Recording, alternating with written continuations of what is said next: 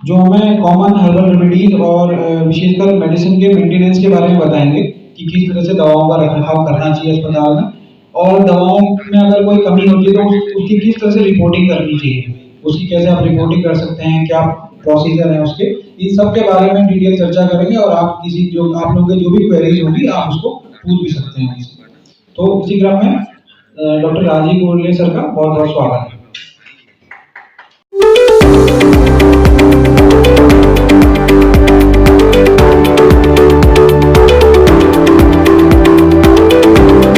और होम्योपैथी विभाग के सभी मेडिकल ऑफिसर्स, आपका मैं स्वागत करता हूं। इसमें बहुत सारे हमारे प्रिय बॉस हैं, कई सारे हमारे सहपाठी हैं और कई सारे हमारे प्रिय जूनियर्स हैं। तो आज एक आपने मौका दिया, उसके लिए सभी का मैं धन्यवाद व्यक्त करता हूं आयुर्वेद यूनिवर्सिटी की तरफ से। आज का मेरा विषय है हर्बल ड्रग का जो क्वालिटी परसेप्शन है। एक देंगे डॉक्टर, हमें क्या दवाई में देखना चाहिए, दवाई की एफिकेसी कैसे हम मेंटेन कर सकते हैं, और दवाइयों का क्वालिटी परसेप्शन क्या है, एक नए एंगल से मैं आपको बताने की कोशिश करता हूँ। आयुर्वेद के बारे में आप सभी जानते हैं, इसके लिए परिचय की जरूरत नहीं। बस इतना ही कहूंगा कि जो हितायतम सुखम दुखम आयुर्तस्य हितायतम मानव च तत्रो आयुर्वेदा उच्यते। इसमें अर्थात सुख आयु, दुख आयु, पर्सनल हेल्थ और पर्सनल बीमारी, और हित आयु यानी कि कम्युनिकेबल और सोसाइटी से जुड़ी है और सोसाइटी से जुड़ी समस्याएं। तो आयुर्वेद जो है पर्सनल हेल्थ, सोशल हेल्थ दोनों पे काम करती है, और इसका जो है मानव च तत्रोक्त आयुर्वेद का उच्चते। इसके आयु जो है 4 शब्दों से मिलकर बना है, शरीर, मन, इंद्रिय और आत्मा। तो इनका जो कॉम्बिनेशन है आयु, इसके स्पान को कैसे बढ़ाया जाए, बढ़ाना कुछ नहीं, जो आयु का जो स्पान है 100 ईयर निवेश तथा उसको कैसे मेंटेन करा जाए, ये आयुष का हमारा आयुर्वेद का प्रयोजन है। और इस आयुष को मेन स्ट्रीमिंग करने के लिए भारत सरकार ने 5 कोर ऑब्जेक्टिव रखे हैं, जिसपे सारी की सारी प्लानिंग सब हर लेवल पे प्रोसेस होती है, स्टेट लेवल पे, सेंट्रल गवर्नमेंट के लेवल पे, मास लेवल पे। तो ये 5 एरिया हैं: quality education, quality research, quality drug, और conservation propagation of medicine plant, और अवेयरनेस। तो हमारा जो सीएचओ का कंसेप्ट है, ये गांव के लिए फैमिली डॉक्टर का कंसेप्ट है। मतलब जैसे गांव का एक मुखिया प्रधान होता है, तो ऐसे ही जो है गांव का एक हेल्थ का जो प्रमुख है, वो सीएचओ के रूप में एक परिकल्पना करी गई। और उसके पीछे यही है कि एक बंदे को पता हो कि गांव में ओवरऑल पॉपुलेशन कितनी है, इनके लोग कितने हैं, इनको क्या क्या समस्याएं हैं, ये सब इसका एक प्रयोजन है।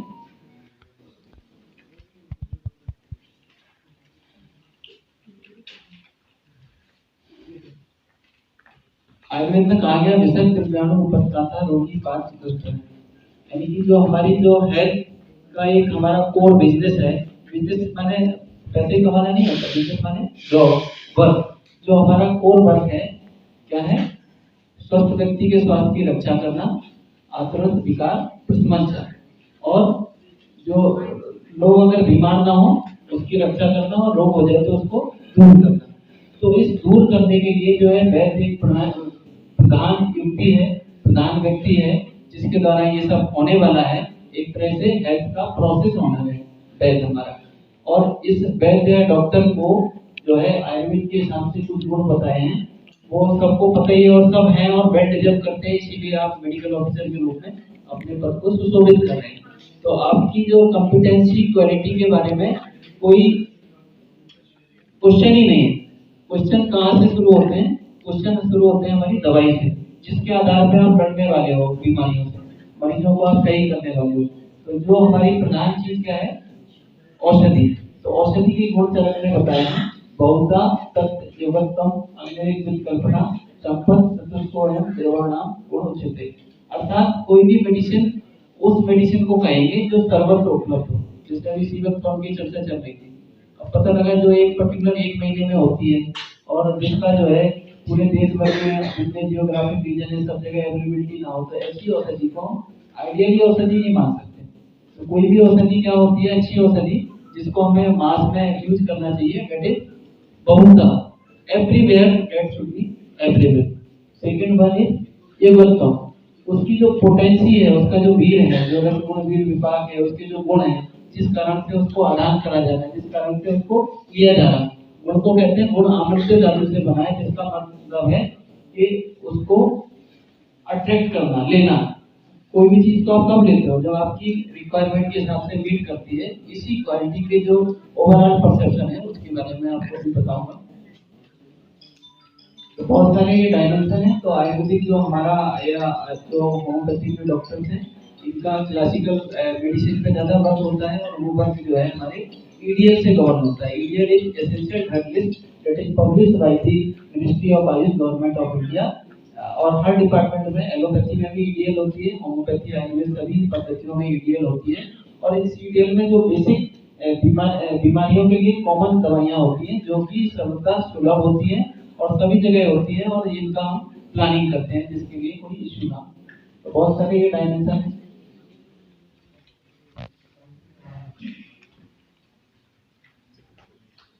जैसे हम जो है कोई भी दवाई लेते हैं तो हम दो चार चीजें देखते हैं। क्या देखते हैं कि जो दवाई जिसके लिए दी जा रही है वो उसको दूर कर दे, उस बीमारी को। तो पहली क्वालिटी क्या हुई, उस बीमारी को खत्म करने की सामर्थ्य हो। और दूसरी क्वालिटी होती है कि उस बीमारी की जो देने की जो दवाई है उससे कोई फर्दर कोई परेशानी उत्पन्न ना हो, डेट इज कॉल्ड कोई कॉम्प्लिकेशन ना हो। तो इसी को कहा गया है यावि क्रियादि यदि जायन्ते शरीर शास्त्रे समा सा चिकित्सा विकाराणाम कर्म तद विज्ञान मतम। अर्थात ऐसा कर्म जो हमारी धातुओं के इम्बैलेंस को दूर करता है। कोई भी औषधि जो है, कोई औषधियों के लिए अभी हमारे मिश्रा जी ने बहुत अच्छा प्रश्न पूछा। इसको एक ही मैं इस श्लोक से कंक्लूड करना चाहूंगा। सर्वदा सर्वभावानाम सामान्य वृत्ति कारणम ह्रास हेतु विशेषत्व प्रवृत्ति उद्देश्य। समान समान चीजों को बढ़ाता है, और समान को समझने के लिए औषधियों के गुण, रस गुण, वीर विपाक और सब गुण कई सारे होते हैं, तो उसको डिटेल में जाना पड़ेगा। और इसके बाद फिर चरक ने फिर और कहा, क्या कहा कि रोगी के मन आत्मा में प्रवेश करो। क्या करो, मन आत्मा में प्रवेश करो। अब वहां तो अंधेरा है, अज्ञान बहुत है, प्रत्येक साल में हमें पता ही नहीं इसको निदान क्या है, इसको बीमारी क्या है, इसको औषधि क्या देनी। तो रोशनी कहाँ से आएगी, फिर चरक ने लिखा कि शास्त्र रूपी प्रकाश टॉर्च डालो, लगाओ, देखो, तब जाके जो है रोगाक्रांत शरीर स्थाना मस्तो परिचय प्राणी मूत्रम फलम जिव्या सब स्पर्श दीर्घा भक्ति। इतने से भी पता नहीं चलेगा, फिर क्या होगा, रोग परीक्षा। रोगी परीक्षा तो आपने कर ली, इससे डायग्नोस्टिक टेस्ट करा लिए जो भी हो सकते हैं। रोग परीक्षा, रोग की पैथोलॉजी आपने पढ़ी होगी कि इस बॉडी में क्या चल रहा है, ये रोग किस अवस्था में है, संचय में है, प्रकोप में है, बहुत सारे एंगल होते हैं। इसीलिए कभी भी दवाई की जब बात करते हैं तो हम एक पर्टिकुलर बात नहीं करते हैं, हम कंप्रेहेंसिव बात करते हैं। और इसीलिए इन सब ऑब्जर्वेशन के बाद फिर वैद्य ही एक श्रेष्ठ व्यक्ति होता है जो एक डिसीजन लेता है, एक निर्णय लेता है कि मेरे को क्या देना है, क्या नहीं देना। फिर इसके बावजूद भी आप देने के बाद ये नहीं कह सकते कि मेरी मरीज सही हो जाएगा, मेरा मरीज गलत ही हो जाएगा, या मेरे मरीज का क्या होगा। इसके लिए स्वभाव परमवाद में जो है एक बहुत बढ़िया बताया गया कार्यकारण बात का, उसको भी मैं बता देता हूँ। क्योंकि बहुत सारी चीजों का हमें अगर फेट पता हो ना, भविष्य पता हो, तो हमें कभी गिलानी नहीं होगी और कभी अपने आप ये नहीं लगेगा कि यार मैं दोषी हूँ। क्या कहा, चरक स्वभाव ईश्वरम कालम अध्यक्षाम यदि तथा परिणामच्च मन्यते प्रकृति पुत्र दर्शनम। अर्थात किसी भी चीज पे अगर मरीज को सही होना है तो उसका स्वभाव भी हो सकता है, उसका समय भी अच्छा हो सकता है। आप सब कुछ अच्छा देना चाह रहे हैं, उसका समय ही गलत आ गया। अच्छे अच्छे लोग होते हैं जिंदगी भर, किसी को नहीं रोका जा सकता। हर व्यक्ति का जीवन मरण तय है, आप एक निमित्त मात्र हैं। लेकिन अगर being a doctor, being a physician, अगर आपके पास कोई आया है, यू हैव टू अटेंड करके आप एक सिस्टमेटिक तरीके से उसको देखिए। देखने के बाद अच्छी औषधि दीजिए। औषधि देने के बाद औषधि आती है, उसको कैसे चेक करना, वो मेरा एंगल है बताने का, उसी पे मैं आपको फोकस करूँगा। तो इसीलिए कभी इसमें मत सोचिए, बहुत सारी बातें हैं, आप इसमें फोकस करिए कि मैं मरीज को, मेरे पास बेस्ट पॉसिबल क्या युक्ति है, उसमें से मैं क्या दे सकता हूँ, और मेरे पास जो दवाई आई उसको कैसे मैं अपने पीरियड में एक्सपायर ना होने दूँ, कैसे उसको और अच्छे रखरखाव से उसकी एफिकेसी को कैसे मेंटेन कर सकता हूँ। तो these are the common perception. फिर भी आयुर्वेद की जो दवाइयाँ हैं उनके बेसिक कुछ गुण और बताए हैं कि दवाई अच्छी वो होती जो कम मात्रा में असर करेगी। ठीक है, महावेगम बहुधोधरम सुखम लघु पाकम, पचने में आसान हो, पता लगा दवाई खा के जो है आपने एंटीबायोटिक खाते हो और खाते ही नौजिया वोमिटिंग होने लगती है, अच्छी दवाई के लक्षण नहीं है। जो दवाई खाने पे स्वतः अच्छा लगे कि बस तक खाओ, आपको जो है आनंद आ जाएगा, खाते ही डकार आएगी और 1 घंटे बाद पेट भी अच्छा हो जाएगा, है ना। अगरबत्ती का खाओगे तो आपको जो है खाते ही आपको ठंडक मिलेगी, अच्छी हो सकता है ठंडक ना मिले, तो यही है कि आप इन्वेस्टिगेशन करोगे तो हो सकता है दवाई अच्छी ना हो, लेकिन अगर दवाई शास्त्रीय बनी है, अच्छी बनी है, तो बट नेचुरल आपको आराम आना चाहिए। तो ऐसी जो है, फिर क्या लिखा, अविकार व्यापक सोच, कोई इसमें विकार ना हो, व्यापत्ति ना हो, तो ये ओवरऑल परसेप्शन ये है कि जो जिस पर्पज से, जिस कारण से दवाई दी जा रही है उसको दूर कर दे और कोई समस्या ना हो, ये आयुर्वेदिक एंगल है क्वालिटी का। ठीक है, इसमें किसी को डाउट होगा तो बाद में सारे क्वेश्चन आप नोट कर लेना, मैं आपको समय दूंगा, सबका आपको क्वेरी का निदान करूँ। क्वालिटी जो है एक इंटरनेशनल टर्म है, ग्लोबल टर्म है, और क्वालिटी जो है इंसान से लेके व्यक्ति और चीजों की सबकी क्वालिटी होती है। और क्वालिटी को एक बेसिक डेफिनेशन दी है, ये आपको जानना इसलिए जरूरी है कि इनसे ही हम पता लगाते हैं कि दवाई हमारी कितनी सही है, कितनी गलत है। तो पहली डेफिनेशन जुरान ने बताई, quality is fitness for you.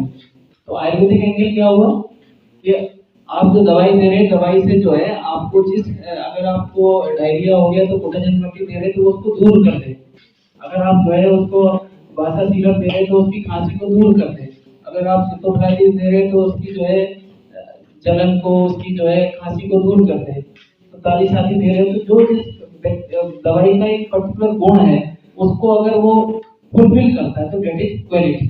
अगर नहीं करता, आपने दवाई दी और किसी का डायरिया सही नहीं हो रहा, तो क्या डेफिनेशन है, quality is fitness for you, तो इसके माने अच्छी क्वालिटी नहीं। ऐसी जो है क्वालिटी भी कंफॉर्मेंस टू रिक्वायरमेंट, जैसे दवाई की क्वालिटी क्या है, भारत सरकार के स्टैंडर्ड है अपने कि कोई भी दवाई जो है फिजिको केमिकल पैरामीटर में, माइक्रोबायोलॉजिकल पैरामीटर में, हेवी मेटल में, पेस्टिसाइड में, अभी और एक पैरामीटर जो है डेट इज एफ्लाटॉक्सिन, इन पैरामीटर में पास होती हो तो वो सही है। अगर वो दवाई के पास ही नहीं हो रही, आपको पता ही नहीं है, आपने उसका सर्टिफिकेट ही नहीं देखा है, आपको उसकी अवेयरनेस नहीं है, तो आप जो है कैसे कंट्रोल करोगे और कैसे मरीज सही होंगे।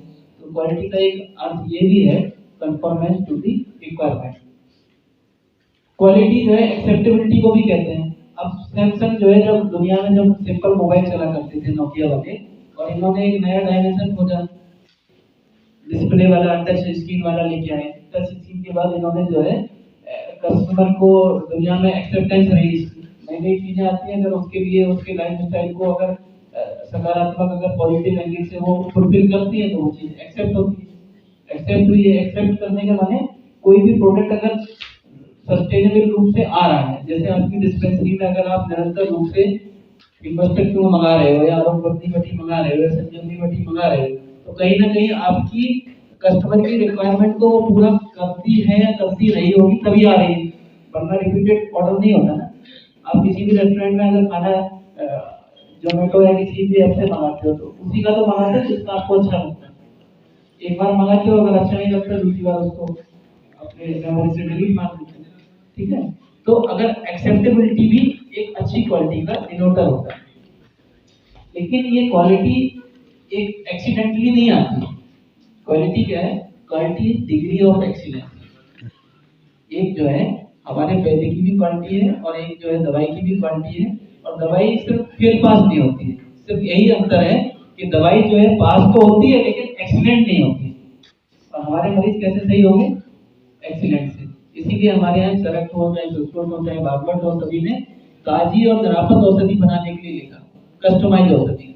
अब होता क्या है, दोनों की अंशांश कल्पना कर दी है, पर्टिकुलर कोई आपके महाभूत निकल के आएंगे, उनके आधार पर दोष निकल के आएंगे, उनके धर्म निकल के आएंगे, उनके आधार पर एक पर्टिकुलर दवाई बनती। अब पता लगा चंद्रमा मोटी बनी, वो तो ओवरऑल मास के लिए बनी, तो किसी व्यक्ति के किसी कंस्टिट्यूशन में वो काम कर सकती है, किसी में काम नहीं कर सकती।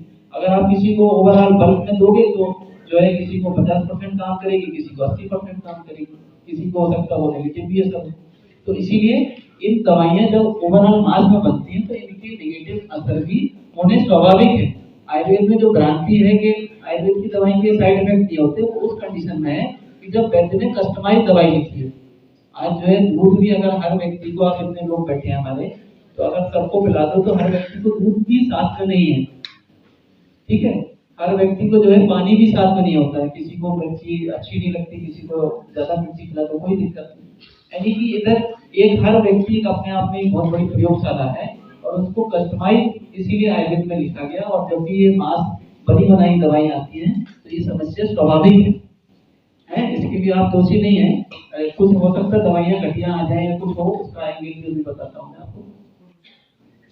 तो क्वालिटी जो है एक एक्सटेंट से नहीं आती, रिगरस एफर्ट से आती है, चाहे वो वैद्य हो चाहे वो मेडिसिन बनाने वाला हो, ठीक। क्योंकि आपने जो है आंवला लिया और एक लिमिट में उसमें वैल्यू लिखी, एक्सट्रैक्टिव वैल्यू 40 है, पास हो गया। एल्कोहल सॉल्युबल वैल्यू उसमें 20 है, पास हो गया। लेकिन लिमिट तो जो है वो 70 भी हो सकती है, वो तो फेल नहीं हुआ, बस इतना ही है, फेल नहीं हुआ मतलब पास हो गया।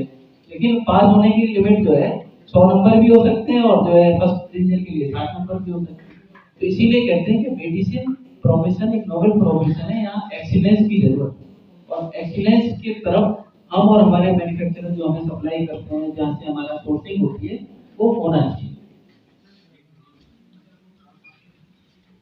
तो आयुर्वेदिक दवाइयों की अगर बात करें तो क्वालिटी की जो है 5 बेसिक चीजें हैं जिन पे हमें फोकस करना चाहिए। पहला हमारा विजन होना चाहिए, that is safety of drug.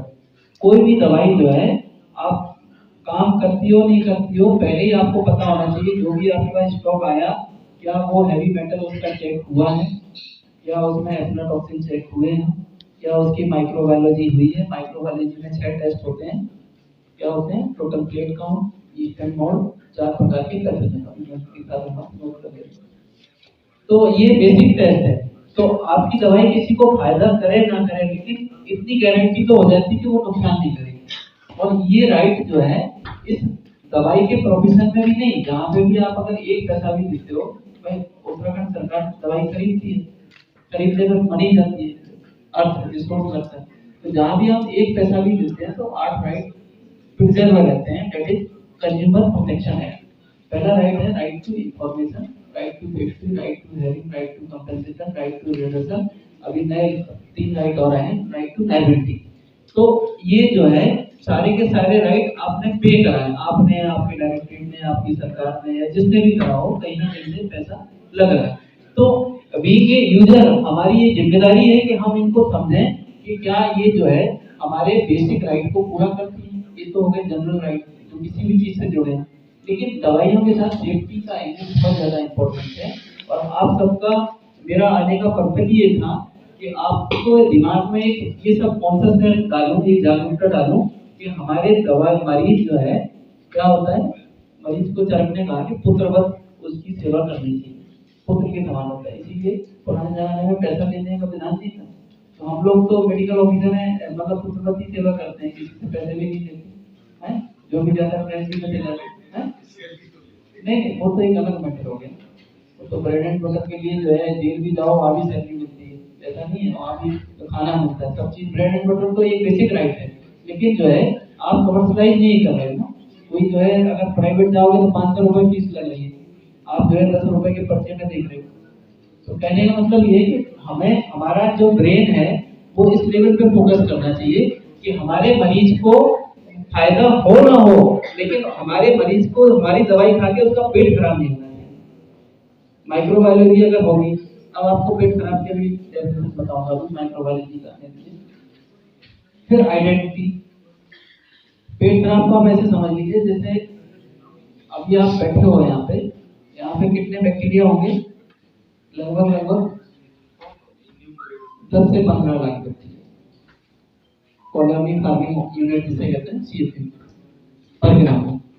तो इसी तरह जो है जो आपका ओटी होता है उसमें लगभग 10,000 के लगभग क्लास डी का एरिया होता है। लेमिनार फ्लो में लगभग 1,000 बैक्टीरिया होते हैं और स्टाइल में 0 होते हैं। तो आप कोई भी दवाई, पाउडर या चूर्ण जो भी लेंगे, अगर उसमें उस लिमिट से ज्यादा बैक्टीरिया होंगे तो हम इस ओपन एनवायरनमेंट के लिए यूज टू हैं। लेकिन अगर गंदगी वाली जगह में होंगे तो उसमें लोड ज्यादा होगा, तो उसके लिए यूज टू नहीं है। और जैसे ही हम देंगे तो कोई ना कोई फूड का कोई जीआईटी, कोई इनमें परेशानी हो जाएगी, गैस्ट्रोइंटेस्टाइटिस हो जाएगी, या कोई भी जो है, फिर बॉडी की अपनी इम्यूनिटी है वो उसको कैसे रिएक्ट करता है, कुछ लोग उसको बर्दाश्त कर पाएंगे, कुछ लोग नहीं कर पाएंगे। तो दवाई जो है, अगर आपकी मान के चलो सिरप आया, सिरप में जो है फर्मेंटेशन हो रखा है, तो दवाई देते ही आपको जो है, जो आप लिवर के लिए या पेट के लिए अम्लपित मिश्रण दे रहे हो, उसी से आपको और अम्लपित हो जाएगा। फर्मेंट होगा तो अम्लपित और बढ़ेगा, खट्टापन बढ़ेगा। तो हमारी दवाई का सेफ्टी एंगल बिल्कुल क्लियर होगा। दूसरा है आइडेंटिटी। तो being A medical officer, identity very much important, because Ayurveda में बहुत सारे अलग अलग अधिकार दिए गए। अलग अलग अधिकारी के लिए अलग अलग फॉर्मुलेशन है, अलग अलग यूज है। जैसे कांकाइन वटी अर्स में भी देते हैं, गुड़ में भी देते हैं, ठीक है। अल्मोदरी चूर्ण है, ये जो है आमबाग में भी देते हैं, फॉर्मुलेशन में भी देते हैं।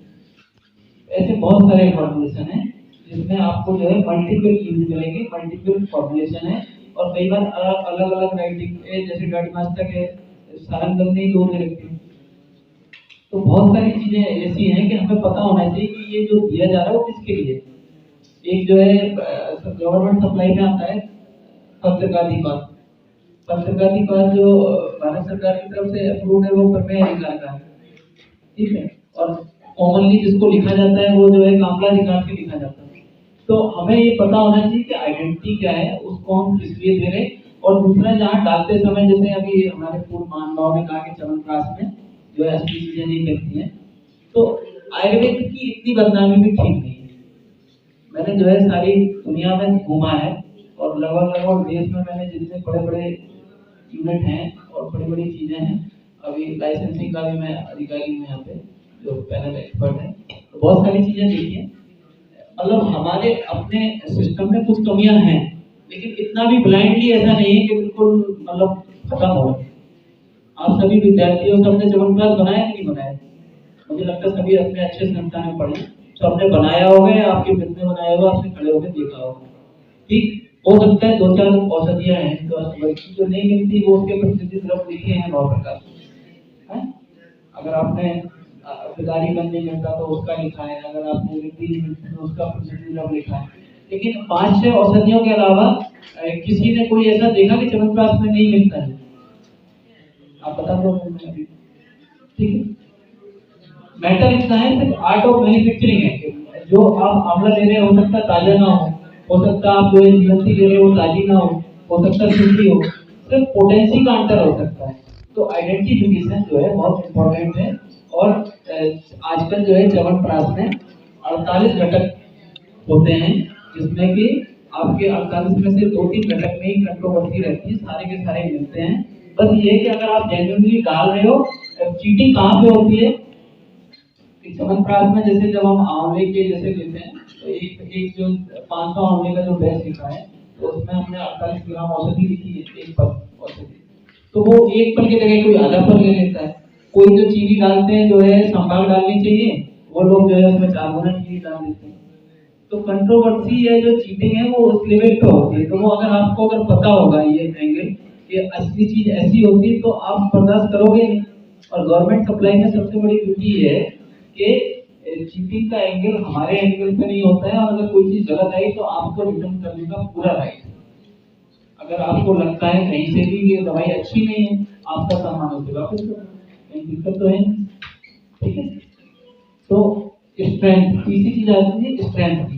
तो स्ट्रेंथ जो है, स्ट्रेंथ टर्म आयुर्वेद के लिए वैसे होता नहीं है, एलोपैथिक टर्म है स्ट्रेंथ, जहाँ पे कि ऐसे देखते हैं, जैसे कि पैरासिटामोल जो है 95% से 105% का ऐसे चलता है, तो ऐसे में कैलकुलेशन होता है। हमारे यहाँ तो जो है सारी स्ट्रेंथ क्या होती है, दवाई में अगर आंवला डलेगा तो स्ट्रेंथ अच्छी है, यही मानते हैं। लेकिन अब क्योंकि हम ग्लोबली बढ़ रहे हैं, तो ग्लोबली बढ़ने की वजह से स्ट्रेंथ पैरामीटर को लिया गया और हर चीज की स्ट्रेंथ लिखी गई। जैसे कि त्रिफला चूर्ण है, एक सबसे कॉमन चूर्ण है, उसकी स्ट्रेंथ लिखी गई कि 40 वाटर सॉल्युबल एक्सट्रैक्ट की वैल्यू 40 होनी चाहिए, 40 से कम है तो फेल है, नॉट मोर देन। अगर जो है इससे 40 से ज्यादा है तो पास। तो किसी की 70 हो सकती है, 80 हो सकती है, तो वो अच्छी सोर्सिंग से हमें मिल सकता है। प्योरिटी, प्योरिटी बहुत बड़ा क्वेश्चन है, और प्योरिटी में बहुत सारी चीजें एक मजबूरी है। जैसे आज के जो है दौर में गाय का घी लेना एक बहुत बड़ी चैलेंज है। आज के दौर में एक दूध, अच्छा दूध लेना एक बहुत बड़ा चैलेंज है, ठीक, जिनकी डिमांड ज्यादा है, नकल होती कहाँ है? नकल वहां होती है जहाँ पे या तो वो चीज मिलेगा, मतलब कोई चीज है ही नहीं, जैसे कीड़ा जड़ी है, अब कीड़ा जड़ी नहीं मिल रही है, अब बहुत महंगी है, 15 लाख रुपए किलो, तो सस्ता विकल्प क्या है? वो अभी तक सब बता रहे कि बायो कल्चर से डेवलप करिए। तो नकल वहां होती है जहाँ पे कोई बैरियर होता है, ठीक है, जो चीज इजी मिल रही है। अब ये बताओ, आमले की कोई नकल करेगा? नहीं करेगा। मेथी की, पालक की, मूली की, गाजर की कोई नकल करेगा? एडल्ट्रेशन करेगा? आलू की कोई एडल्ट्रेशन करेगा? नहीं करेगा। क्यों? अरे भाई इजी चीज मिल रही, सस्ती है। तो जो चीज या तो कमर्शलाइज होती है, महंगी होती है, उसकी दिक्कत आती है। गाय का दूध है, घी है, शहद है। आज शहद जो है अगर छत्तों में भी बने तो उसमें 40% इनवर्ट शुगर डाल के छत्ते बनाए जाते हैं, जो बॉक्स बनाए जाते हैं। तो 40% तो वो बाई बट नेचुरल जो है उसमें एडल्ट्रेशन हो रहा है। ऐसे गाय का घी है, अब गाय के घी में जो है आयोडीन वैल्यू एक होती है जो 35 होनी चाहिए। बाकी सारे जितने फैट होते हैं वो 90, 100, 110 के ऊपर भागते हैं। तो आप घी में मिलावट करोगे तो या तो डालडा घी डालोगे, वनस्पति डालोगे, या कोई सोयाबीन का तेल डालोगे, कोई ना कोई तो तेल डालोगे। अब घी में पानी की मिलावट तो होनी नहीं, घी में जो है चूरन कोई डाल दो, तो कोई ना कोई फैट उसका आइडेंटिकल डाला जाएगा। जैसे तिल का तेल है, कोई राइस ब्रांड का तेल डाल देता है, कोई पाम का तेल डाल देता है, कोई और जो है सस्ते तेल डाल देता है। तो कहीं ना कहीं जो है मिलावट उन चीजों की करी जाती है जो थोड़े मिलते जुलते हैं, जो बिल्कुल थोड़े बहुत मिलते जुलते हैं। जैसे अगर मेरे से कोई मिलता जुलता है और आप लोग समझ जाओगे यार ये राजीव बहुत ही ठीक है, तो कहीं ना कहीं वही तो खपेगा ना हमारे बंदे जो हमसे मिलता जुलता हो। तो इसीलिए इस एंगल पे हमें सावधान होने की जरूरत है, इस एंगल पे हमें क्लियर होने की जरूरत है। आज मार्केट में जाओगे तो हमको ईवी जो है दुकानदार पूछता है कि डॉक्टर साहब जो है कैसा चाहिए, खाने वाला चाहिए, पूजा वाला चाहिए, ठीक है। आप जो है हर चीज के लिए यानी कि पूजा वाले को सबसे घटिया मानते हैं। तो ये सारे के सारे जो हमारे जो एंगल हैं, कोई भी दवाई हो उसको उन्हीं चीजों पे नकली होती है जो आम। तो आप उसको मान लीजिए कि जैसे अगर कोई भी चीज आप बना रहे हो या अपना सोर्सिंग कर रहे हो, तो उन चीजों पे फोकस करो जो नकली आने की संभावना है, जैसे कि शहद है, जैसे कि वंशलोचन है, ठीक, जैसे कि ग्लोए सक्स है। आज ग्लोए सक्स मैं 100% कह सकता हूँ, अगर आपने खुद नहीं बनाया तो नहीं,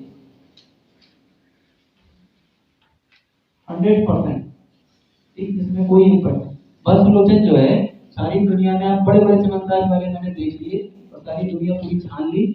और जो है जब मैंने गुगलू का सर्वे किया था, इंटरनेशनल सर्वे, इंटरनेशनल सर्वे, और गुगलू के जो स्टैंडर्ड दिए गए हैं उसमें सिर्फ 13 कंट्री से मैंने सैंपल उठाए थे और उसमें से सिर्फ कजाकिस्तान, बलूचिस्तान के 3 सैंपल पास हुए थे क्लियर कट, लेकिन सब बॉर्डर लाइन पे। तो इसका मतलब ये थोड़ी कि अंधेर कर दिया है आयुर्वेद में, आयुर्वेद के नाम पे आप हाहाकार मचा दो। इसका मतलब यही है कि आज की डेट में स्टैंडर्ड इसका 40-50% एल्कोहल सॉल्यूबल वैल्यू नहीं, आज की स्टैंडर्ड आज की डेट में 40 डिग्री। आज किस चीज का डाउन नहीं हुआ स्टैंडर्ड? आप जो है बॉडी के चाहे कोलेस्ट्रॉल ले लो, बहुत सारी चीजें ले लो, बायोकेमिस्ट्री ले लो, सारी दुनिया में जो है चेंज हुए हैं, तो आप मान जाओ उसे। अब आप स्टैंडर्ड जो है 40 साल पुराने पकड़ के बैठ जाओ, 70 साल पहले किताबें लिखी गई आप वही पढ़ते रहो। अरे भाई आज की डेट में जो है गुगलू में गुगलू स्टिरॉन होता है, उसको चेक करो, उसको स्टैंडर्डाइज करो, उसे देख लो ये गुगलू है। सिलाजीन में जो है फुलिक एसिड होता है, बेंजोकाइलिन होता है, जिससे हमें स्टेरॉइड की तरह फीलिंग आती है, फीलिंग ऑफ वेलबींग होती है। तो आप उसको मान लो, स्टैंडर्डाइज कर दो, नहीं है तो कंसंट्रेट कर दो, सेपरेट कर दो, बहुत सारी चीजें। लेकिन आज जो है हम सिर्फ स्लो पढ़ के चांद पे पहुंचने की बात कर रहे हैं। तो चांद पे पहुंचने के लिए भैया रॉकेट पे बैठना पड़ेगा, लॉन्चिंग पैड चाहिए होगा, अपना दिमाग खोलना पड़ेगा, तब जब आके पहुंचोगे। तो मेरा सिर्फ पर्पज इतना ही है आज बताने का कि प्योरिटी, क्वालिटी, ये सारे एंगल आपको पता होने चाहिए। बहुत सारे जैसे जियोग्राफिकल एनवायरनमेंट की बात है, जैसे अभी हमारे सब भाई बता रहे थे, हमारे ये विद्यार्थी पहले भी रहे और पढ़ने में बड़े अच्छे रहे, और जिज्ञासा जो है अगातो ब्रह्म जिज्ञासा, ये तो एक हमारा स्वाभाविक चीज है। अंदर से जिज्ञासा नहीं तो समझ लो जीवन खत्म है, ठीक है। जिज्ञासा होनी चाहिए, लेकिन क्या है कि शादी होने के बाद हम सब चक्कर में उलझ जाते हैं, कहीं ना कहीं पारिवारिक रूप से बैठो तो हमारी जिज्ञासा सब खत्म होगी। दर्श ने कहा सर्वमन्यम परित्याजम शरीरम मन पाले, सर्वभावे भावना सर्वभावना शरीर, यानी कि सारी बातें छोड़ के शरीर की चिंता करो। अब चिंता कहाँ से होती है? तो जो है बच्चे कह रहे पापा मैं लेने आ जाओ, बीवी कह रही है आपका आने का टाइम अभी तक आए नहीं, तो सारी जिज्ञासा खत्म हो जाती है। लेकिन अगर फिर भी आपकी जिज्ञासा बनी है तो मैं सारी जिज्ञासा को प्रणाम करता हूँ और उस जिज्ञासा के लिए सिर्फ यही कहना चाहता हूँ कि आप पढ़ाई की आदत डालो, पढ़ो तो आपको सॉल्यूशन मिलेंगे। तो ये क्यों हमने क्यूसी चाहिए, मैंने बताया दिया, सेफ्टी है, आइडेंटिटी है, प्योरिटी है, स्ट्रेंथ है, इसके बारे में हमें ओवरव्यू मिल जाता है। जब हमें पता होता है तो हम गड़बड़ी को रोकने में सक्षम हो जाते हैं। ये प्रोसेस मैपिंग है, कैसे क्वालिटी बनती है, कभी अलग से लेक्चर मिलेंगे।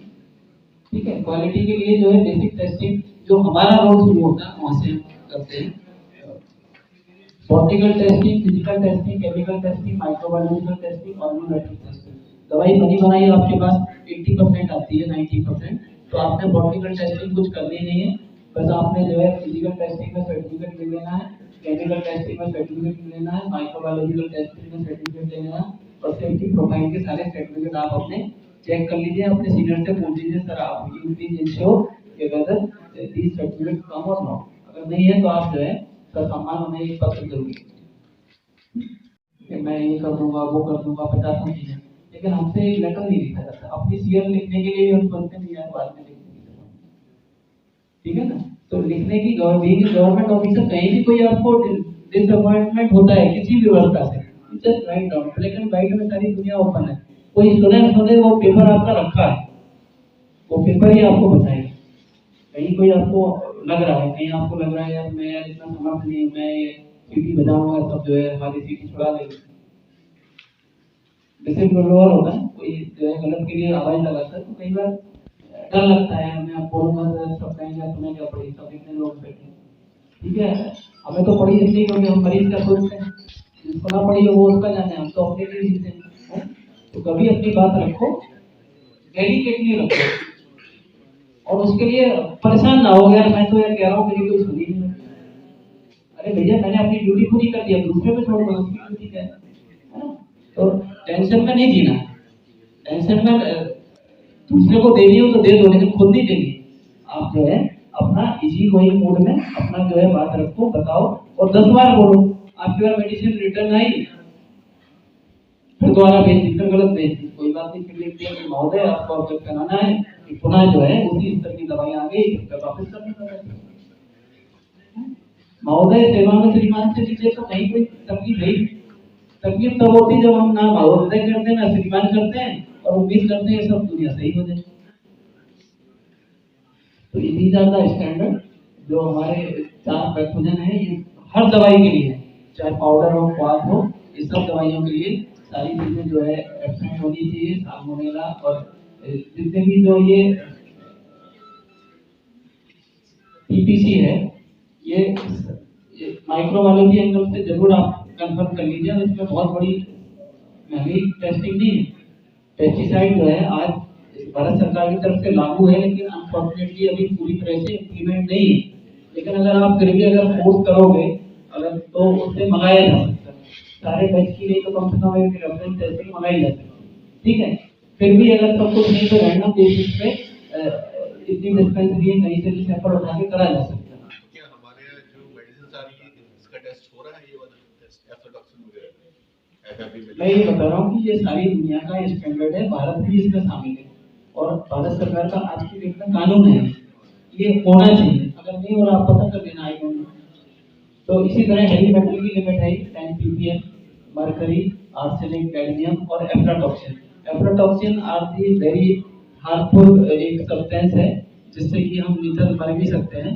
तो ये भी एक इंटरनेशनल स्टैंडर्ड है, इसको भी भारत सरकार ने लागू करा है और 100% की टेस्टिंग रिक्वायर्ड होती है।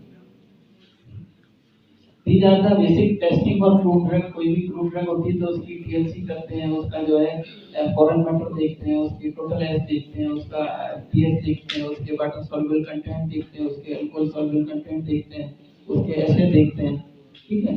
ये बेसिक चीजें देखते हैं। इसके अलावा जो है जो फार्माकोगनोलॉजी में टेस्टिंग करते हैं उसमें मैक्रोस्कोपिक टेस्टिंग, माइक्रोस्कोपिक टेस्टिंग और मैक्रोस्कोपिक में हम आंखों से देखते हैं, छूते हैं, टच करते हैं, देखते हैं, उससे स्पर्श करते हैं, उसकी गंध सूंघते हैं और जो उनको छोड़ के उनको टेस्ट करके भी देखते हैं।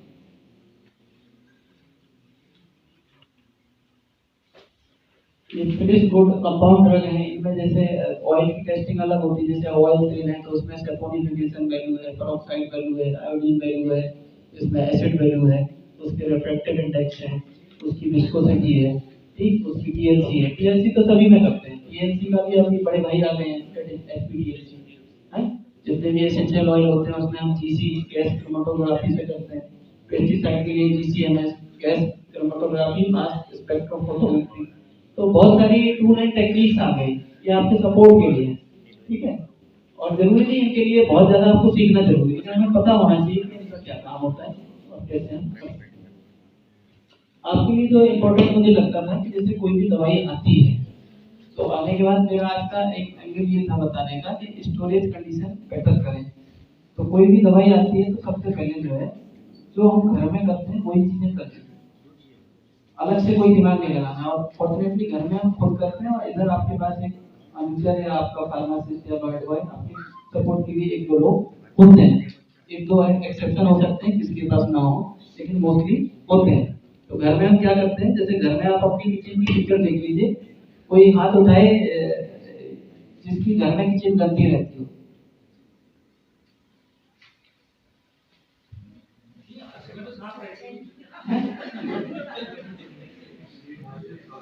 किसी की रहती हो, जरा हाथ उठाते। साफ हो जाती है, हाँ यस। तो पहली चीज ये है कि साफ सुथरा होना। जिस प्रकार घर की किचन में जो है चीज आते ही रख जाती है, और रखनी जाती लग जाती है, और लगी नहीं जाती सलीके से लग जाती है, और सलीके से लगी नहीं जाती उसपे लेबल भी लगा होता है। घर में डब्बे पे लिखा होता है मूंगफली, किसी में मेथी लिखी हो, किसी में हल्दी लिखी हो, मोस्टली होता है, ठीक। कई बार अगर नहीं होता तो कोई व्यवस्था की वजह से ना हो पाए, लेकिन फिर भी होता है, या नहीं होता तो हमें अच्छा लगता है, ठीक है। तो पहला थंब रूल क्या है कि चीजों की जगह तय करो, और जगह तय करके उनको ऐसा स्थान पे रखो। ये जापानीज प्रिंसिपल है, लेकिन ये सब प्रिंसिपल बताने के लिए है, लेक्चर देने के लिए, लेकिन ये हर घर घर का प्रिंसिपल है।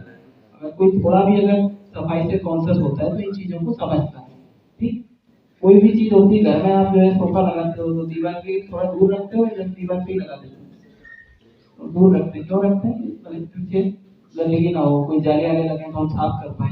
ऐसे ही जो है स्टोरेज में जो है दवाई आए तो उसके पीछे जो है मकड़ी ना लगे, जाल ना लगे, उसको चेंज कर देते हैं। आप कितनी भी बढ़िया साफ सुथरी जगह हो, अगर एक जगह कोई स्टेबल रहेगी तो वहाँ पे डस्ट बैठ जाते हैं, मकड़ी के जाले हैं, कोई कीड़े मकोड़े हैं। पहाड़ वगैरह में ऐसी कोई कंडीशन है कि बहुत ज्यादा इतना सब नहीं होता है, पेस्ट कंट्रोल वगैरह वैसे तो होना चाहिए, तो बट नेचुरल थोड़े ज्यादा कीड़े मकोड़े होते हैं। तो आपने जो है डेली जो है इंश्योर ये करना है कि आप जहाँ बैठते हो वहाँ तो सफाई हो ही हो, लेकिन हफ्ते 2 दिन में 3 दिन में जो है झाड़ू पोंछा या जो है कपड़े या डस्टिंग कुछ ना कुछ दवाइयों पे होती है, ठीक है। तो that is maintenance of cleaning. First is maintenance of identification. फिर क्या है कि फर्स्ट कम फर्स्ट आउट। पहले जो दवाइयां आई वो पहले बटेगी, जो बाद में आई बाद में बटेगी। अक्सर क्या होता है, अगर मैनेजमेंट हमने जो है नीचे दे दिया और नीचे अगर कोई होशियार है, अक्सर फार्मासिस्ट बहुत होशियार है, मेरा ऑब्जर्वेशन है। कई बार अगर थोड़े आप पूछोगे नहीं, देखोगे नहीं, तो उन्हें भी लगता है कोई देख लेगा तो क्या फर्क पड़ता है, ठीक है। तो जो है कई बार गड़बड़ी भी हो जाती है, लेकिन you are the process owner of the your health system. आप जो है देखते रहोगे, कितना भी हो, अगर सफाई वाला घर में मेड हो, कोई भी हो, अगर आप देखोगे नहीं तो जो है 2 दिन 4 दिन पौधा सही लगेगा, फिर जो है ऐसी हो जाएगा, फिर कुछ दिन में जो है कोई नौकरी को कोई जाए ना जाए कोई फर्क नहीं पड़ता। तो आप बस खाली आपकी सिर्फ इतना ही रोल और ड्यूटी है कि आपने विजिलेंट रहना है। कभी भी आपने जो बताना है नहीं क्या हो रहा है, सफाई नहीं हो रही है, उसको डस्ट दिखाना, सब सही रहेगी। तो कोई भी दवाई की सेफ्टी जो है जब भी डस्ट होगी तो चैलेंज हो जाएगी। कोई भी जो है दवाई होगी, डस्ट होगी तो कंटामिनेट हो जाएगी। तो अगर इन चीजों को आप कर सकते हैं। तीसरा फिर परेशानी आती है मॉइस्चर। मॉइस्चर जो है इतना बड़ा दुश्मन है दवाई का, ठीक है, इतना बड़ा दुश्मन है कि पूछो मत। और अनफॉर्चुनेटली उत्तराखंड जो अनूप देश है, इसमें जो है कहीं भी देखो इम्यूनिटी 80% 90%, आइडियल जो है 85-55% होनी चाहिए। तो मॉइस्चर होने की वजह से कुछ दवाइयों पे ज्यादा फर्क पड़ता है। पेट में फर्क नहीं पड़ेगा, घी पे नहीं पड़ेगा, आमलेट पे नहीं पड़ेगा, ठीक है। तो आपने टेंशन किसकी लेनी, खाली चूरन की लेनी। टेबलेट पे भी अगर कोटिंग है तो फर्क नहीं पड़ेगा, लेकिन जो है अगर कोटिंग नहीं है तो फर्क पड़ेगा, या घटिया कोटिंग है तो फर्क पड़ेगा। तो इसके लिए जो है आपने क्या करना कि जो जिस डब्बे में पहले तो अगर जैसे 5 किलो आया तो 5 किलो है तो अपना 1 महीने के लिए आप इन्वेंट्री निकाल लीजिए, और उसको जो है 1 महीने का जो ढक्कन खोला, ढक्कन की जो एक्सपायरी होती है खोलने के बाद फिर 15-20 दिन 1 महीने टिकता है वो, भले आप उसकी 2 साल हो। कभी चक्कर में रहता नहीं मिला तो 2 साल यार इसमें कीड़े लगे हैं, दवाई खराब भेजी। तो कई बार मैन्युफैक्चरर अच्छा होता है, हम दूसरे को दोष देते रहते हैं कि हमारा रखरखाव ठीक नहीं है ना। तो जो है आपने उसको धूप दिखानी है, उसको बदलना है, पलटी करनी है, तो इन सब से आप बच जाओगे। ऐसी जो है टैबलेट है, बहुत सारे सिलिका जेल के आप रख दीजिए, कुछ नहीं है तो आपकी पट्टी के लिए कॉटन आती है, उसको कॉटन से पैक कर दीजिए, तो आपकी टैबलेट बची रहेगी, है ना। कुछ और चीजें जो है वो करने वाली हैं, वो क्या है कि स्टॉक में जो है चोरी से बचाना चाहिए। जैसे हालांकि अपने यहाँ कुछ होते ही नहीं तो हम क्या चोरी से बचेंगे। ऐसे ही बड़े बड़े जो मीडिया वाले होते हैं वहाँ एक स्टोर में यही सिखाया जाता है, स्टोर मैनेजमेंट में, कि चोरी से बचाना चाहिए। मतलब और कभी भी आप स्टॉक का सर्वे करो वो एग्जिट होना चाहिए। कितने कितने डिस्पेंसरी हैं जहाँ पे वेइंग के लिए बैलेंस है इलेक्ट्रॉनिक, छोटा वाला, हाँ तो खड़ा कर दीजिए। अभी है हाँ। तो कई बार लोगों को लगता है पता नहीं मुसीबत दे दिया, वैसे तो बैठने को जगह नहीं है, सामान होते लिए कई बार फीलिंग आती होगी। तो ये सब चीजें हमारे यूज के लिए। आप जो है डिस्पेंसिंग करो, 15 दिन तो पहले जो माल आया पता लगा डब्बा क्यों 1 किलो, पहले 100 किलो हो सकता है 800 ग्राम, तो आप पहले लुट गए ना, 200 ग्राम कम दे दो, ठीक। लुटे क्या, हमारे हमारे मरीज को दवाई उतनी कम होगी और हमारे डायरेक्टेड का मेरा पैसा गया तो मेरा नुकसान होगा। तो हर जगह ऑनरशिप रखनी है कि ये मेरा। अक्सर जो है हम लोक सेवक बन जाते हैं, गवर्नमेंट सर्वेंट, अरे कुछ भी हो हमें क्या करना, हमारी सैलरी बस आनी है, हमारा क्या करना। ऐसी अप्रोच नहीं रखनी है, ये मेरा है, मेरे लिए है, मेरे को जो है पूरी इसकी क्वालिटी चाहिए, पूरा इसका वेट चाहिए, weight itself also govern by the quality. तो बहुत सारे एंगल हैं, तो एक इससे बचाना चाहिए। तो इससे एक ही तरीका है, स्टॉक में आपने देख लिया संजीवनी बटी 2000 या 2 किलो, तो रैंडमली कभी भी जो है डॉक्टर ने छापा मारा, तो बिनो किसी भी एंगल से उन्होंने कहा तेल कितना है 40 बोतल, देख लो बोतल ऐसी तो नहीं बांटी। अक्सर स्टॉक अगर करोगे तो 100% स्टॉक फेलियर निकलेगा, ठीक है। आप करते नहीं हो, कोई पूछता नहीं, और बड़े बड़े जो है गवर्नमेंट ऑर्गेनाइजेशन में सबसे बड़ी विडंबना है। तो being a officer, being a incharge, you should elaborate this possibility to correct your stock, ठीक। फिर आ जाता है रोडेंट कंट्रोल। अक्सर जो है आप अणु तेल रख दो, चूहे जो है सब खा के अगर एक बोतल को खाएंगे और 10 में दवाई बर्बाद कर देंगे, ठीक है। पेस्ट कंट्रोल, दीमक कंट्रोल, तो इन सब के लिए बहुत सारे छिड़काव और बहुत सारी चीजें होती हैं, तो वो करा जा सकता है। कई बार हमारे पास जो है सोचते हैं हम क्या करें, हमें तो हो ही नहीं रहा, डायरेक्ट से कोई कह ही नहीं रहा। अरे सिंपल कंटीजेंसी वगैरह के लिए आप लिख के दे दो कि मेरे को ये टर्माइट के लिए खरीदना, इसके लिए खरीदना, ये चीजें खरीदनी, ये मारने वाली चीजें बड़ी सस्ती आती है, सिर्फ एंटीऑक्सीडेंट महंगे आते हैं, है ना। जितने बेस हैं इतने सस्ते आते हैं कि कुछ नहीं। बस जो है उसके लिए थोड़ा हमें एक हिम्मत चाहिए, कि हमें एक सोच चाहिए कि हमें ये ठीक करना है। एक और दूसरी चीज मैं बताने वाला हूँ कि स्टोर में आने के बाद जो है दवाई आप रखने से पहले आप इंश्योर कर लें वो ठीक है, और उसको rule 161 of the drug and cosmetic act आप उससे पकड़ सकते हैं कि दवाई आपकी सही है गलत है। रूल 161 क्या कहता है कि level claim of the drug. तो लेवल क्लेम में क्या है, कुछ चीजें क्लियर होनी चाहिए, जैसे कि उसका क्लासिकल का नाम स्पष्ट होना चाहिए, उसका डोजेज फॉर्म स्पष्ट होना चाहिए, उसका संदर्भ स्पष्ट होना चाहिए, उसका अधिकरण स्पष्ट होना चाहिए, उसमें प्रॉपर बॉटनिकल नेम होने चाहिए, उसमें पार्ट यूज होना चाहिए, उसका ऑफिसर नाम होना चाहिए, उसकी क्वांटिटी होनी चाहिए। अभी एक्ट ने रूल 169 में एक प्रोविजन और दे दिया कि उसमें जो बेस मटेरियल है वो भी लिखे होने चाहिए। तो अगर आपकी ये नहीं लिखे, आप अपनी सप्लाई में उठाना तो आधी दवाई आप कहोगे ये सही नहीं है, ठीक। आप लिखोगे आपके डीओ, जो डीओज हैं यहाँ पे कितने डीओज बैठे हैं? तो आपके सारे डीओज नोटिफाइड इंस्पेक्टर होते हैं, उन्हें खुद पावर होती है वो सैंपल भरने की। किसी को आपने बाहर नहीं जाना है कि ये किसी कलेक्टर को बोलना है, आपने सीधे सीधे फोन करना है और लोग लाइव का सैंपल है ना। बस थोड़ा हमें एक कॉन्शियस होना है। तो ये जो है बेसिक चीजें हैं, ज्यादा समय ना लगाते हुए आपको मैं सेल्फ लाइफ का जो 2016 में बजट आया अगस्त में, तो इसमें सेल्फ लाइफ का कुछ अमेंडमेंट हुआ वो मैं आपको नोट कर लीजिए कि जैसे जितने भी अंजन है इसमें अगर हमारे 1 साल की होती है, अगर इसमें कास्ट औषधि है, अगर कास्ट औषधि रस औषधि है तो 2 साल और खाली रस औषधि है तो 3 साल। ऐसी अगर टैबलेट है जिसमें कास्ट औषधि है तो 3 साल, जिसमें रस औषधि है तो उसमें उपरस और कास्ट औषधि तो 5 साल, और वैसे अगर रस औषधि है तो 10 साल।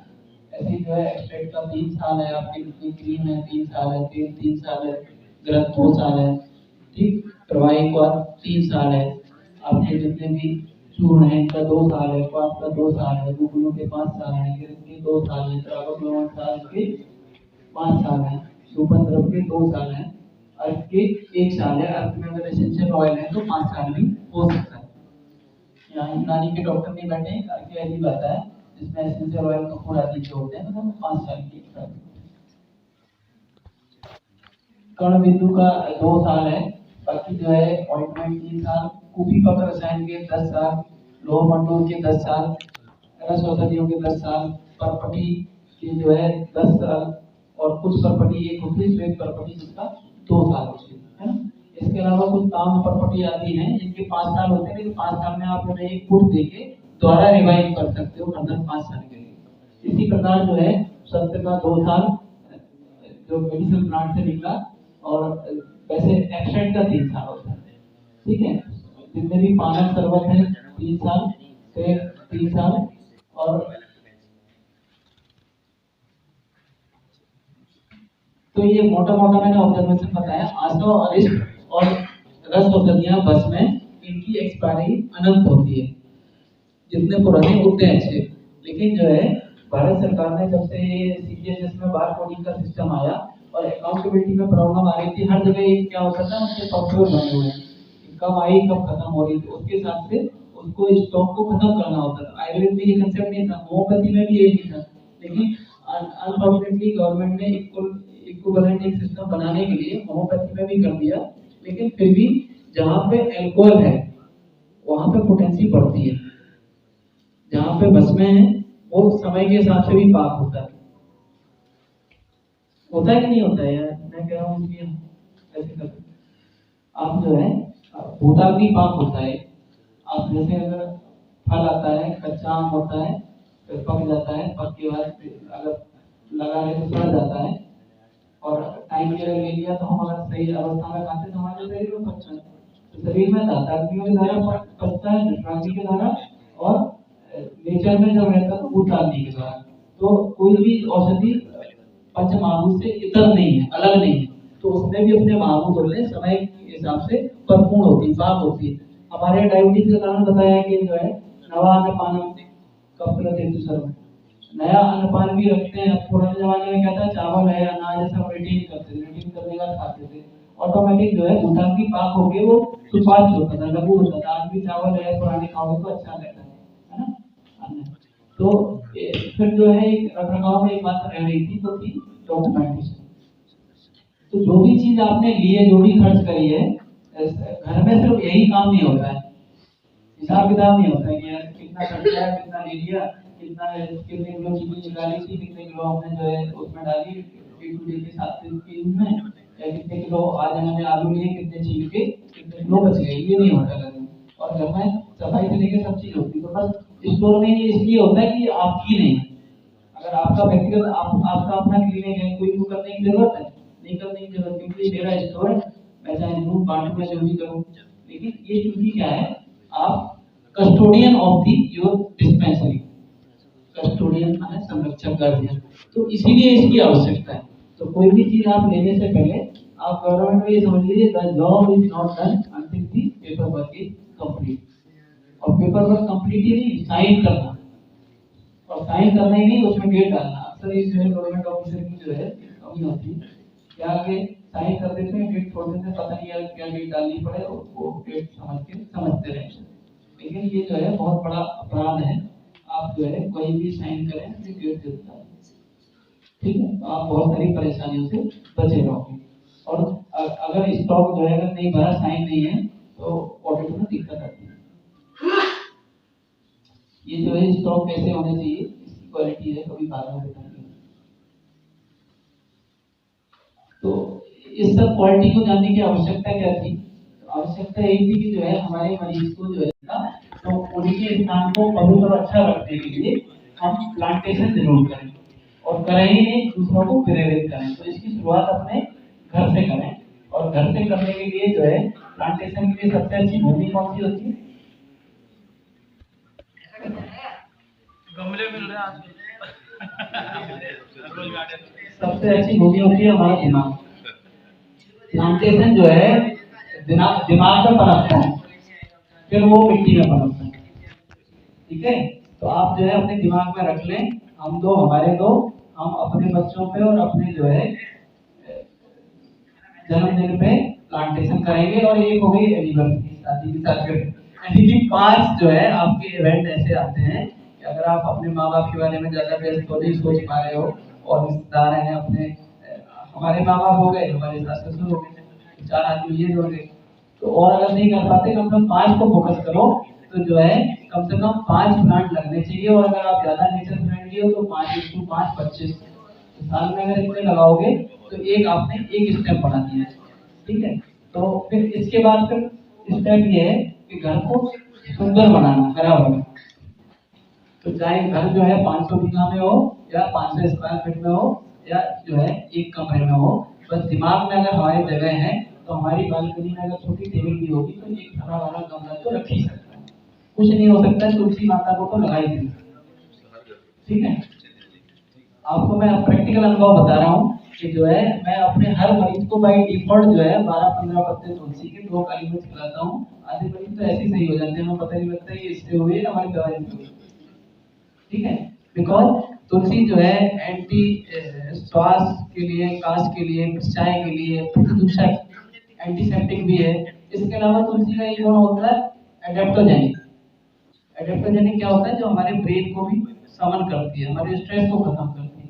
तो ये सब ऐसी चीजें हैं जिनको आप लगा सकते हैं, जैसे तुलसी है, एलोवेरा है, बासा है, तेजपत्र है, लेमन ग्रास है, सुदर्शन है, अर्क है, नींबूनी, इनको अपने हॉस्पिटल में अपने घर में लगाया जा सकता है। वही चीजें मैंने पंचांग जैसे गालमेघ, रायता, मूली, आंवला और जो है दूर्वा इत्यादि के लगाए जा सकते हैं। घर में जो है दूर्वा जरूर होनी चाहिए। जो आपने कोई भी गमला लगाया साइड में दूर्वा होगा नहीं, कभी पूजा करने के लिए आपको दूसरे घर में नहीं जाना पड़ेगा, ठीक है? कपिल जम्बू फलचार भक्तों हमारे यहाँ जो है दूर्वा के लिए, गणेश जी के लिए फ्री बताया आपको। इसी प्रकार जो है स्टेम में गिलोय, हर घर में गिलोय तो चढ़ाई देनी चाहिए। गिलोय और नीम शक्ति अभियान जबरदस्त तरीके से चलाया जा रहा है सारे देश में। और अगर हमारे डॉक्टर के घर में कोई आएगा, देखेगा डॉक्टर साहब ने क्या लगा रखा है, तब तो वो मोटिवेट होगा। अब घर में तो हमने जले लगा रखे हैं, है ना? तो हमने अवेयर होना है, क्योंकि घर साफ सुथरा नहीं होगा तो वो रिफ्लेक्ट करके हमारे नेचर पे आएगा, हमारी साइकिल को डिस्टर्ब करेगा। हमारी साइकिल डिस्टर्ब हो जाएगी तो कहीं ना कहीं बीमारी का एक स्टेप जो है हमारे मन में आता है। पहले जैसे पाणिनि ने कहा कि जो हम शब्द बोलते हैं वो पहले कहाँ आते हैं? हृदय में आते हैं, हृदय से हमारे मन में आते हैं, मन से फिर हमारे जुबान में आते हैं। ऐसी बीमारी सबसे पहले हमारे मन को धरती है, मन को धरने के बाद फिर शरीर को धरती है, फिर जो है शरीर को ही जमीन पे धर देती है, फिर कुछ नहीं बचता, ठीक है ना? तो जो है ये ऐसी फ्लावर है। अब कुछ ना लगाओ या 4-5 फ्लावर में क्या है, गेंदा, गुलाब, सदाबहार, चमेली, हर घर में लग सकते हैं, ठीक है? घर में छोटी सी छत हो, बालकनी हो, टेरेस हो, नहीं है आपके हॉस्पिटल में तो मुझे नहीं लगता है कोई जो है 2000 स्क्वायर फीट से कोई कम जगह हो, नहीं भी होगी। यू आर तो गवर्नमेंट सर्वेंट, आप तो राष्ट्रपति अधिकारी हो, जहाँ खड़े हो जाओगे वो आपकी जमीन है। टेंशन लेने की जरूरत नहीं, आपको जो है कहीं टेंशन लेने की जरूरत, कोई अच्छे काम के लिए कोई मना नहीं करेगा।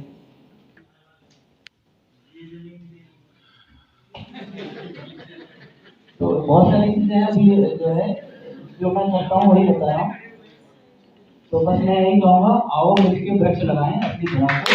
बहुत सुंदर। और साथ ही में बुलाना